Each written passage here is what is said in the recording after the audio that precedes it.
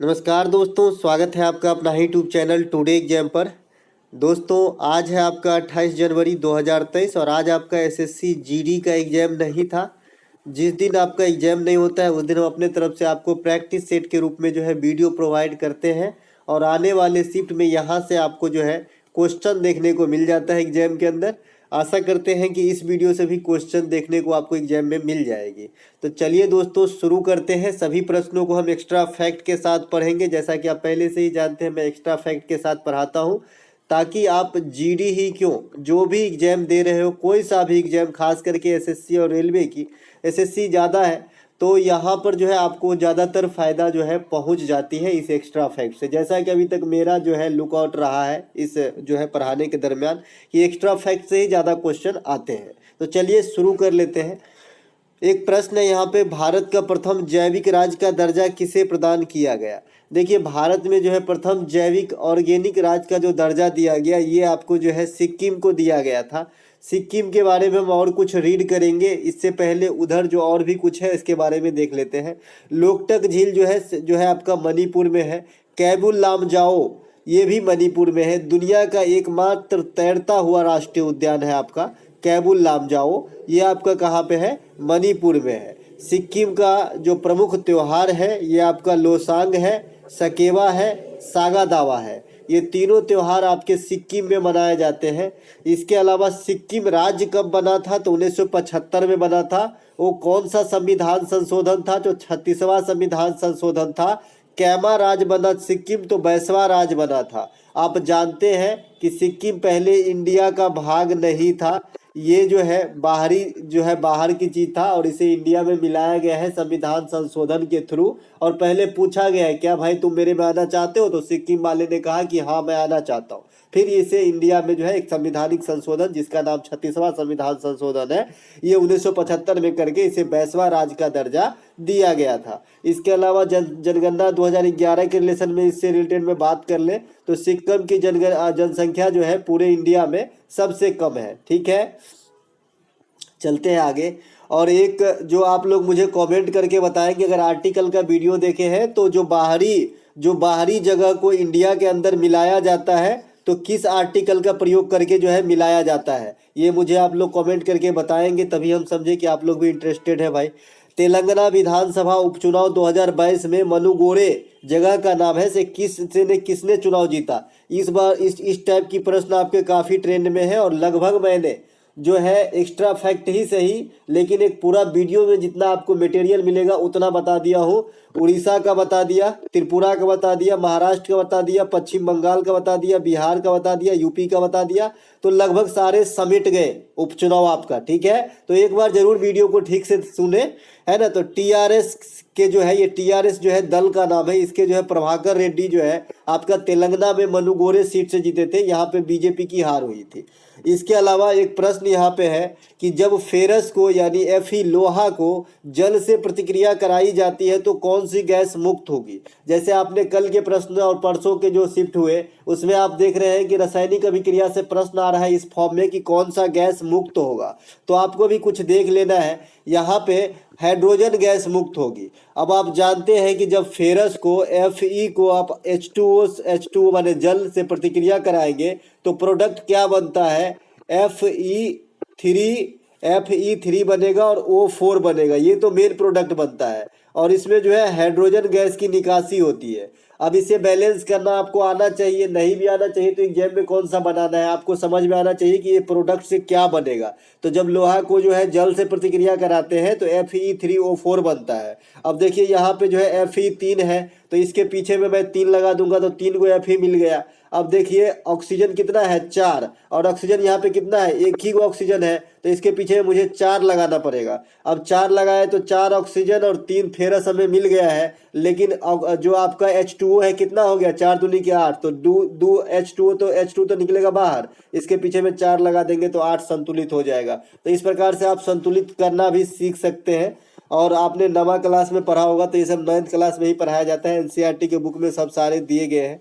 अनुच्छेद 12 का संबंध किससे है पूछा गया है। देखिए अनुच्छेद 12 का जो संबंध है ये आपका राज्य की परिभाषा से संबंधित है। ठीक है, अनुच्छेद 12 जो है आपके किस भाग में आएगा, तो मुझे आप लोग कमेंट करके बताइएगा कि अनुच्छेद 12 किस भाग में आते हैं। चलिए मैं बता देता हूँ, है ना। 1 से 4 तक प्रथम भाग में आता है, 2 से लेकर जो है आपका 11 तक नागरिकता है, 12 से लेकर 35 तक मौलिक अधिकार है, 36 से लेकर 51 तक मौलिक कर्तव्य है।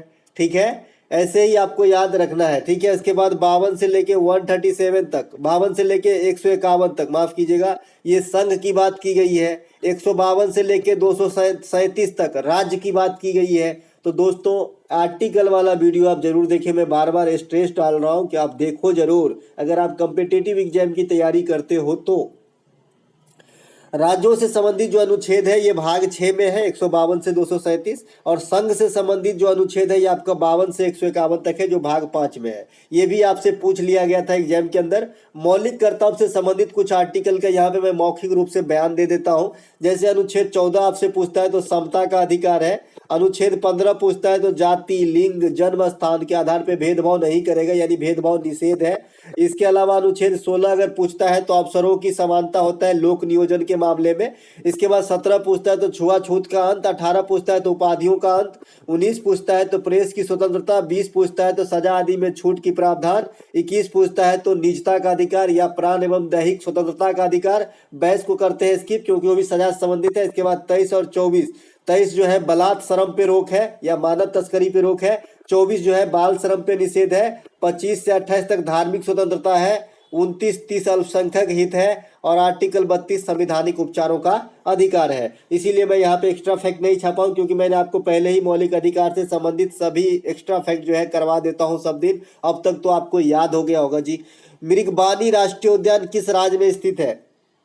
देखिए एक दिन पूछा गया था होलीडे राष्ट्रीय उद्यान, तो जो कुछ ऐसा अटपटा सा नाम लगता है इसे रखना चाहिए। तो ये तेलंगाना में स्थित है। बतुकम्मा और बोनालू त्योहार, बोनालू पूछा गया है इसी जीडी में, और बतुकम्मा भी पूछा गया। ये पूछा गया कि बतुकम्मा कितने दिन तक चलती है, सॉरी मेदराम यात्रा के बारे में पूछा गया था, लेकिन बतुकम्मा अभी नहीं पूछा गया है, अभी बोनालू खाली पूछा गया है। ठीक है, तो बतुकम्मा और बोनालू दोनों तेलंगाना में बनाया जाता है। साथ ही साथ अब याद आ गया है तो ले लीजिए मेदराम यात्रा।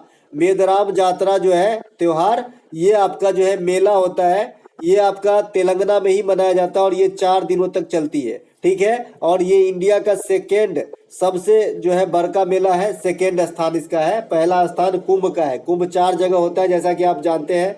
इसके अलावा तेलंगाना में जो है कोया जनजाति पाया जाता है। ठीक है, ये बात भी ध्यान रखेंगे। इसके अलावा अवसर के अनुरूप बदल जाने वाले को क्या कहते हैं? मान लीजिए जो आप बोल देते हो ना मजाक में, अरे तू तो एहसान फरामोश है, तू तो नमक हलाल नमक हराम है, ऐसे बोल देते हैं ना। तो इसको जो हिंदी रूप में एक मैंने यहाँ पे प्रश्न रखा, अच्छा लगा, अवसर के अनुरूप बदल जाने वाले को क्या कहते हैं? तो अवसरवादी कहते हैं। ठीक है, सुनने में ऐसा लग रहा है अवसरवादी मतलब अवसर का कोई मौका मिलेगा ना उसका फायदा उठाना, लेकिन इसका अर्थ होता है कि अवसर के अनुरूप बदल जाना, है ना। अवसरवादी, अपने आप को ढाल लेना, है ना।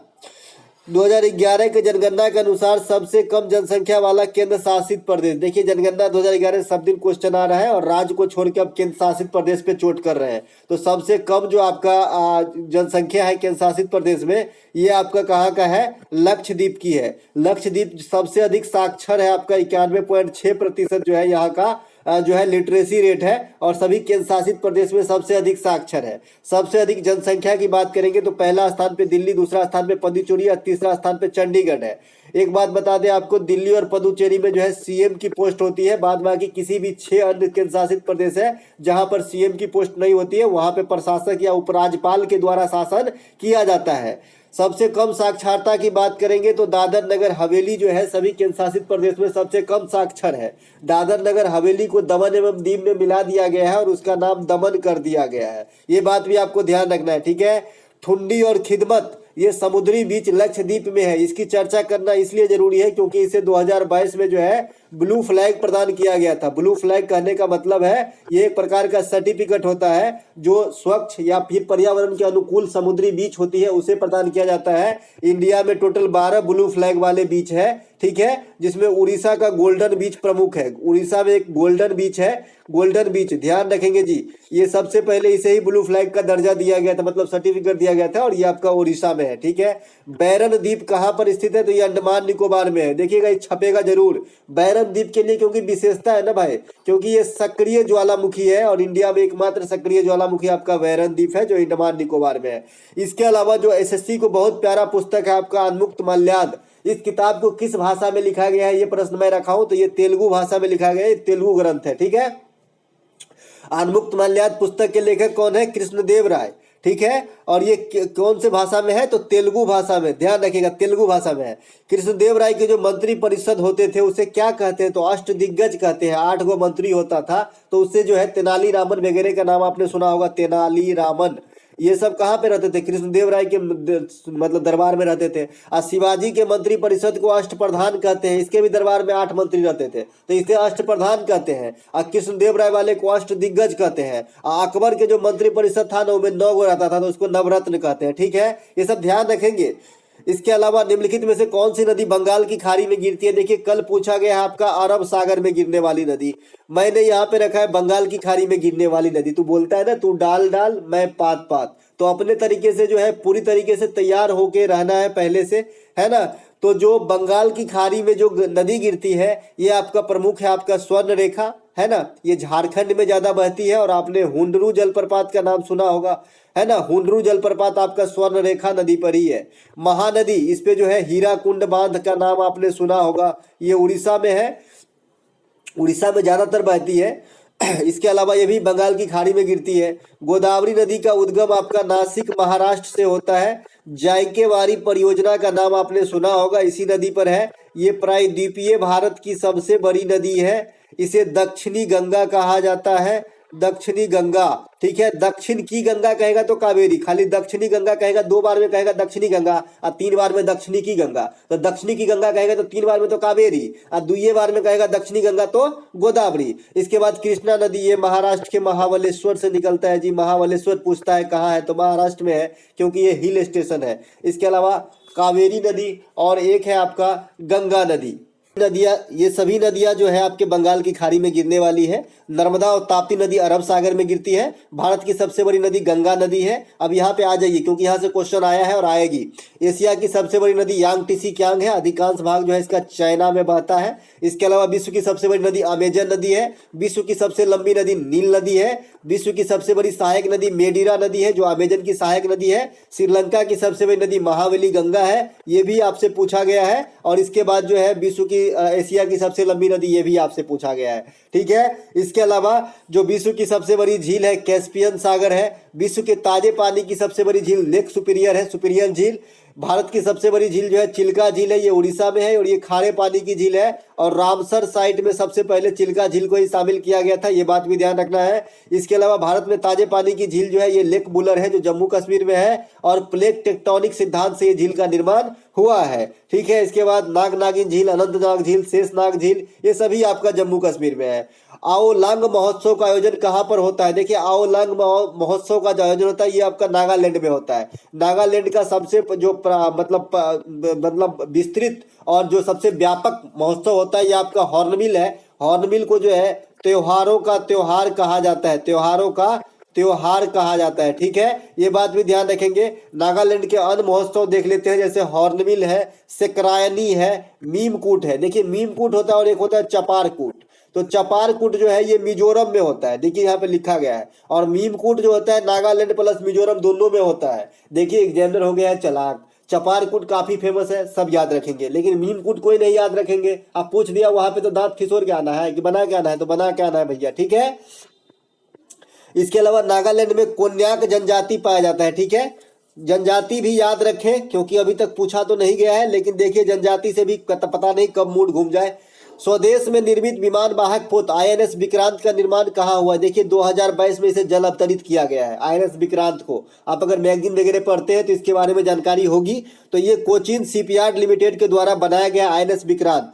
अब इसकी थोड़ी सी हिस्ट्री खंगालते हैं। देखिए भारत का पहला विमान वाहक पोत जो था उसका भी नाम आईएनएस विक्रांत ही था। फिर कहोगे कि इसका कैसे नाम आईएनएस विक्रांत पड़ा? तो इसमें कारण है, पहला विक्रांत जो था ये ब्रिटेन से सेकेंड हैंड खरीदा गया था 1957 में और इसे रिटायर किया गया 1997 में। ठीक है, हालांकि ये 1900 जो है 61-62 से जो है सेना में डिप्यूट हुए थे। 57 में खरीद के बाद में डिप्यूट किया गया, लेकिन इसे रिटायर कब कर दिया गया? 1997 में। तब से लेकर आज तक जो है भारत के पास मात्र एक ही विमान वाहक पोत था जिसका नाम है आईएनएस विक्रमादित्य। आईएनएस विक्रमादित्य रूस से खरीदा गया है और रूसी सेना में इसका नाम मिखाइल गोर्बाचेव था। जो सोवियत संघ जब विघटन होता है आपका 1991 में, तो उस समय जो है वहां के राष्ट्रपति थे आपका मिखाइल गोर्बाचेव। इसी के नाम पे आईएनएस विक्रमादित्य का नाम वहां पे रूस में था। जब रूस से भारत ने खरीदा तो भारत में आया तो इसका नाम आईएनएस विक्रमादित्य हो गया। ठीक है, तो अभी भारत के पास दो युद्धपोत है। एक तो आईएनएस विक्रमादित्य है जो रूस से खरीदा गया, जो अभी भी कार्यरत सेवारत है, और एक आपका आईएनएस विक्रांत जो अभी अभी जल अवतरित किया गया है 2022 में। और जो ब्रिटेन से विक्रांत खरीदा गया था, जो पहला आईएनएस मतलब आपका जो है लड़ाकू विमान था आप जल नौसेना का, इसको तो रिटायर दे दिया गया 1997 में। ठीक है, समझ गए पूरा कहानी? सब पहला कैसे था और अभी कैसे नाम पड़ा? तो पहले के ही नाम पे जो है स्वदेश निर्मित विमान का नाम हमने आईएनएस विक्रांत दे दिया। ठीक है, वर्ष 2022 के लिए साहित्य का नोबेल पुरस्कार किसे दिया गया? तो एनी और नेक्स्ट को। मैंने कहा है भैया कि एक साहित्य को याद रखना और एक चिकित्सा को याद रखना, एक मेडिकल वाला और एक आपका जो है लिटरेचर वाला, ये दोनों याद रखना है नोबेल पुरस्कार। ठीक है, तो नोबेल पुरस्कार जो है साहित्य का एनी एर्नॉक्स को दिया गया है, चिकित्सा के क्षेत्र में स्वांतो पावो को दिया गया है। ठीक है, क्योंकि ये सिंगल पर्सन को दिया गया है, बाद में एक से अधिक संस्था या आदमी इंक्लूड है। ठीक है, इसके अलावा नोबेल पुरस्कार की शुरुआत आपका 1901 ईस्वी में होता है। डायनामाइट के आविष्कारक थे आपका अल्फ्रेड नोबेल साहब, इसी के जो है आपका नाम पे जो है नोबेल पुरस्कार दिया जाता है। और हर वर्ष 10 दिसंबर को जो है नोबेल पुरस्कार की घोषणा होती है, जो अल्फ्रेड नोबेल साहब की पुण्यतिथि है। अब डायनामाइट क्या होती है? तो डायनामाइट एक प्रकार का विस्फोटक होता है ना।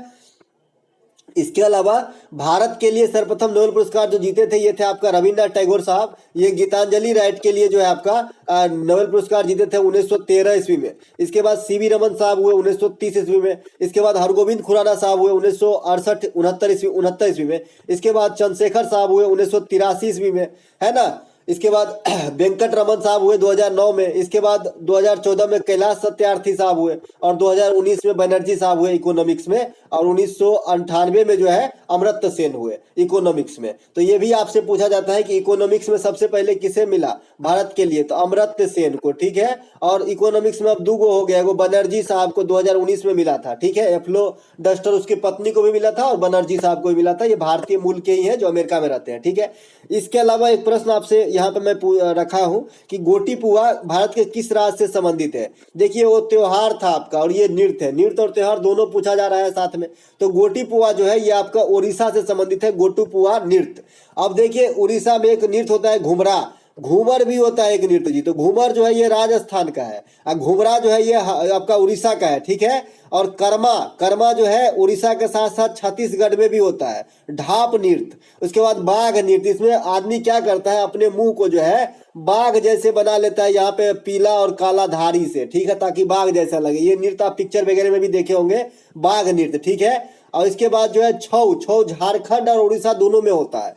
तो वैसे ही समझिए जैसे मान लीजिए कि बिहार में छठ होता है तो यूपी में भी होता है, कुछ पार्ट में होता है, लेकिन ज्यादातर नाम कहाँ से होता है? बिहार से। तो ऐसे ही समझ लीजिए कि जो छऊ है वो बेसिकली आपका जो है झारखंड का है, लेकिन उड़ीसा में भी होती है। ठीक है, इसके अलावा धनु यात्रा ये आपका उड़ीसा का है। जगन्नाथ रथ यात्रा ये भी उड़ीसा का है, और नौखाई त्योहार ये भी आपका उड़ीसा राज्य से संबंधित है। अगला प्रश्न है, चितरंजन लोकोमोटिव की स्थापना किस पंचवर्षीय योजना में होता है? तो प्रथम पंचवर्षीय योजना में 1951 में। ये क्वेश्चन इसलिए पूछा जाता है कि प्रथम पंचवर्षीय योजना में किस पर बल दिया गया था? कृषि पर। तो भाई तुमने फैक्ट्री कहाँ से लगाया? आदमी अगर नहीं पढ़ा है तो प्रथम नहीं मारेगा, गारंटी है मेरी, इसलिए पहले से जान लो। प्रथम पंचवर्षीय योजना में ही चितरंजन लोकोमोटिव जो आपका पश्चिम बंगाल में है, रेल का इंजन बनाता है इलेक्ट्रिक वाला, स्थापना किया गया था। 1951 से 1956 हैराल्ड डोमर के मॉडल पे प्रथम वाला था।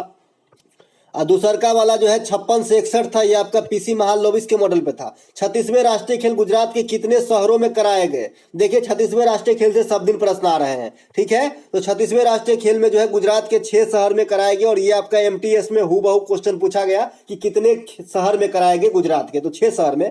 36वें राष्ट्रीय खेल में 36 खेल शामिल था। मस्कट था इसका सावज। सावज को गुजराती भाषा में जो शेर का बच्चा होता है उसे सावज कहते हैं। इसके अलावा सबसे अधिक स्वर्ण पदक जो जीता है सर्विसेज जीता है, बिकॉज रिजल्ट आ चुका है। और ओवरऑल सबसे अधिक पदक की बात करेंगे तो महाराष्ट्र जीता है। 35वें राष्ट्रीय खेल आपका केरल के तिरुवनंतपुरम में हुए थे 2015 में, बीच में गैप रह गई, राष्ट्रीय खेल नहीं हो पाया। इसके अलावा जो आगामी राष्ट्रीय खेल होगा, वीवीआई कर लीजिएगा इस टॉपिक को, जो आगामी राष्ट्रीय खेल होगा आपका 37वां राष्ट्रीय खेल, ये आपका गोवा में 2023 में ही होना है, अक्टूबर वगैरह में, ठीक है। 2023 के अंदर ही होगा गोवा में। इसके बाद वॉलीबॉल खेल के मैदान में लंबाई कितनी होती है? वॉलीबॉल के जो मैदान होते हैं उसकी लंबाई कितनी होती है? तो लंबाई आपका जो है 18 मीटर होती है। वॉलीबॉल के जो मैदान होते हैं उसकी लंबाई जो है 18 मीटर रखा गया है। वॉलीबॉल के एक पक्ष में 6 खिलाड़ी होते हैं, यानी 6 खिलाड़ी इधर रहते हैं, 6 खिलाड़ी इधर रहते हैं, और बीच में एक नेट लगा होता है, हाथ से जो है बॉल को मारते रहते हैं। हमें तो नहीं आता खेलना, लेकिन मैं देखा हूँ, ठीक है। इसके अलावा बास्केटबॉल में जो है 5 खिलाड़ी होते हैं। बेसबॉल में आपका 9 खिलाड़ी है। बेसबॉल आपका यूएसए का राष्ट्रीय खेल है। इसके बाद फीफा में गोल पोस्ट की जो गहराई होता है ये 2.44 मीटर होती है। और जो आपका फीफा से संबंधित सभी बात तो मैंने एक वीडियो में कवर कर ही दिया है, तो खेल वाला वीडियो जरूर देख लें अगर एग्जाम देना है और टाइम है आपके पास तो। इसके अलावा ई रुपए किस संस्था द्वारा लॉन्च किया गया है? अभी अभी इसका ट्रायल पायलट प्रोजेक्ट जो है ये समाप्त हो गया है। अब जो है इंडिया में बड़े पैमाने पे ये चीज लॉन्च होने वाला है, ठीक है। तो रिजर्व बैंक ऑफ इंडिया जो है ई रुपए को लॉन्च किया है। इसे 2022 में लॉन्च किया गया है, और इस प्रकार का जो बात है, सुझाव है, 2017 में ही आया था, लेकिन 2022 में लॉन्च किया गया ई रुपए को। और अभी जो है कुछ चुनिंदा सेक्टर यानी जो बैंकिंग सेक्टर है वहीं पर चलाया जा रहा है। अभी आम जनता के लिए लॉन्च नहीं हुआ है, पहले ट्रायल चल रहा है, पायलट रन चल रही है। उसके बाद जब सक्सेस हो जाएगा तो आम जनता के लिए आएगा डिजिटल रुपया भारत के अंदर। इसे केंद्रीय बैंक डिजिटल मुद्रा CBDC है ना, जो है सेंट्रल बैंक डिजिटल करेंसी के रूप में उतारा गया है। और ये किसके द्वारा? तो आरबीआई के द्वारा। आरबीआई का कुछ काम देख लेते हैं, जैसे CRR तय करना, bank rate, repo rate, reverse repo rate, सभी प्रकार का नोट छापना, विदेशी मुद्रा का संचयन, ये सब जो है आरबीआई का प्रमुख कर्तव्य है, ठीक है। इसके अलावा वर्तमान गवर्नर कौन है? शक्तिकांत दास है, जो 25वां गवर्नर है, ठीक है। आरबीआई जो है आपका 1 रुपए की नोट पे हस्ताक्षर नहीं करता है, उसके जो गवर्नर है, बाद बाकी सभी नोट पे हस्ताक्षर करते हैं। 1 रुपए के नोट पे जो है वित्त सचिव भारत सरकार का हस्ताक्षर होता है। चौरा चौरी कांड किस आंदोलन को रोकना पड़ा था? देखिए चौरा चौरी हत्याकांड के बाद जो है असहयोग आंदोलन को रोकना पड़ा था। असहयोग आंदोलन कब होती है? 1920 ईस्वी में होती है। किस कारण से होती है? तो ब्रिटिश सरकार के जो अत्याचार बढ़ रहे थे उसी के विरोध में हुआ था, ठीक है। इसका मेन कारण यही था। और 1922 में चौरा चौरी हत्याकांड होता है। चौरा चौरी आपका यूपी में एक स्टेशन का नाम है, यहाँ पर होती है। यहाँ पे जो है पुलिस थाने वगैरह में आग लगा देते हैं, बहुत से पुलिसकर्मी मर जाते हैं जो अंग्रेज होते हैं। इसी घटना से विक्षुब्ध होकर महात्मा गांधी ने 1920 ईस्वी में स्टार्ट असहयोग आंदोलन को बंद करने का निर्णय लेते हैं, ठीक है। दांडी मार्च गांधी जी द्वारा 1930 ईस्वी में चलाया था। नमक कानून को जो है नमक बना के नमक कानून को तोड़ा था। स्वराज पार्टी का गठन 1923 ईस्वी में होता है। किसके द्वारा होता है? मोतीलाल नेहरू और चित्तरंजन दास के द्वारा। इसमें महात्मा गांधी का कोई रोल नहीं है। कांग्रेस का लाहौर अधिवेशन 1929 में होता है। जवाहरलाल नेहरू इसकी अध्यक्षता होता है। इसमें स्वराज शब्द की प्रथम बार प्रयोग किया गया और मांग की गई। दोस्तों ये थे आज के हमारे तरफ से सुझाए गए टॉपिक के वीडियो। अगर आपको अच्छा लगे तो लाइक कर लीजिएगा, और ये सारा PDF आप हमारे टेलीग्राम चैनल टुडे एग्जाम से निःशुल्क प्राप्त कर सकते हैं। तो चलिए मिलेंगे एक नए वीडियो में, तब तक के लिए जय हिंद दोस्तों।